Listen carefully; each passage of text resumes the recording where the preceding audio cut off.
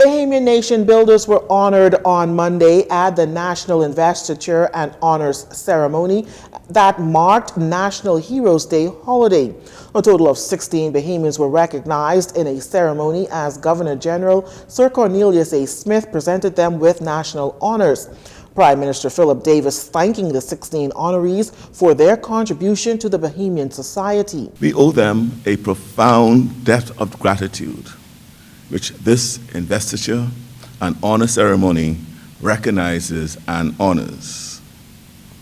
This ceremony grants us the opportunity to recognize them for their greatness in all areas of our society. Some have made their contributions in politics, law, the civil service, the uniformed branches. Others have served as nurses, educators, community organizers, religious leaders, and in other vital roles of our nation. Among the honored was Mrs. Mary Johnson, who received the Order of Distinction. Mrs. Johnson was one of the first of 2 Bahamian nurses deployed as clinical teachers at the Princess Margaret Hospital. She's also the first Bahamian female psychiatric nurse and tutor. I'm grateful to Almighty God for having brought me to this point, and I feel honored that I've been selected. We have many hardworking nurses in the country, and today I accept this on behalf of all of the hardworking nurses in the country. I have one of them here with me today. And I think that oftentimes, life as a nurse is not easy.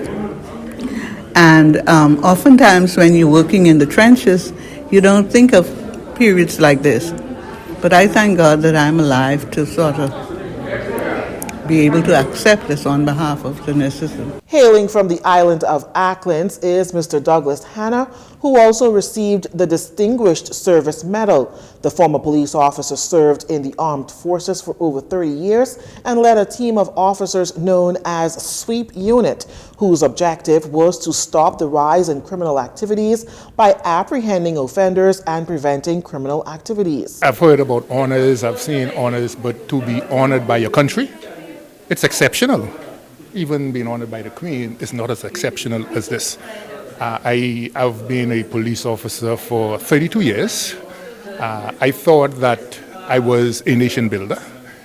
Usually it is the persons who reach the pinnacle as far as leadership in an organization like the police force and other armed forces. So it's usually expected that a commissioner of police would get honored by the country. I retired from the Royal Bahamas Police Force as a superintendent.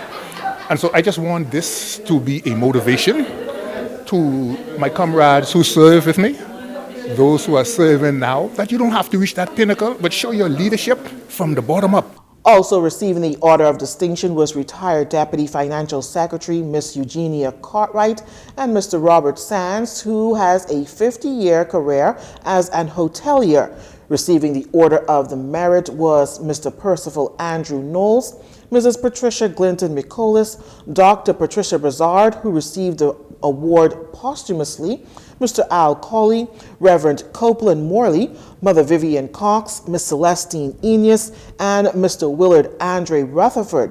Receiving the Distinguished Service Medal was Mrs. Agatha Archer, Commodore Leon Livingston Smith, and Captain Patrick Livingston Rowe.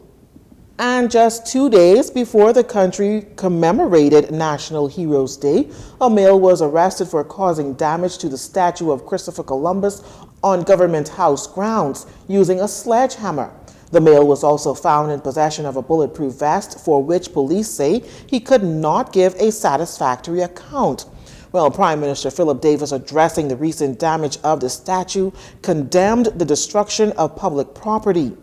First of all, I'm always concerned when I see acts of disobedience that result in destruction of public property.